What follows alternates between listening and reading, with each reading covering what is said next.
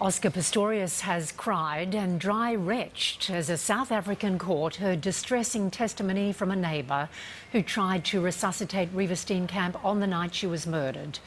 The witness described desperate attempts to save the Paralympian's girlfriend.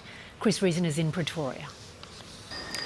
Well, day 4 of the Oscar Pistorius trial and some very confronting and sobering testimony heard today that left the courtroom spellbound and 27-year-old Pistorius even struggling to stop from throwing up. It all hinged on the evidence of a neighbour and doctor, Dr. Johan Stipp, who said he was woken from his sleep by the sounds of screaming and gunshots. He went around to Pistorius' home to try and help, and he was confronted by the sight of Reeva Steenkamp's body and kneeling beside it, Oscar Pistorius. And he said Pistorius' first words to him were, "I shot her, I thought it was a burglar, so I shot her." Now, as Dr. Stipp went through the very graphic details of the injuries and what they were trying to do to save her life that night, Pistorius sat in the back of the courtroom behind his defence team, and his reaction was a very emotional, very physical one. He put his hands over his face at one stage, over his ears at another, and then at one point he was even dry-reaching. Security guards had to hand him a plastic bag to help him out. A difficult day. The emotions too, says Dr. Stipp, from Pistorius on the night itself on Valentine's Day last year were quite extraordinary. He was inconsolable.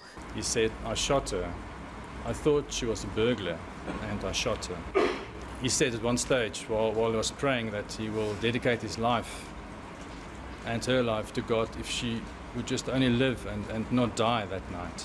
Now, today also happened to be the anniversary of the death of Oscar Pistorius' mother, Sheila. He counts her as the most influential woman in his life, and that surely would have added to his grief today. One extra point worth noting about Dr. Stipp: he says that on the night and at the time of the shooting and the screaming, he saw the bathroom lights on at Pistorius' home. As you know, Pistorius has always said it was in total darkness that he fired off those shots and had no idea who was in the bathroom, so some very contradictory evidence coming out of the High Court today.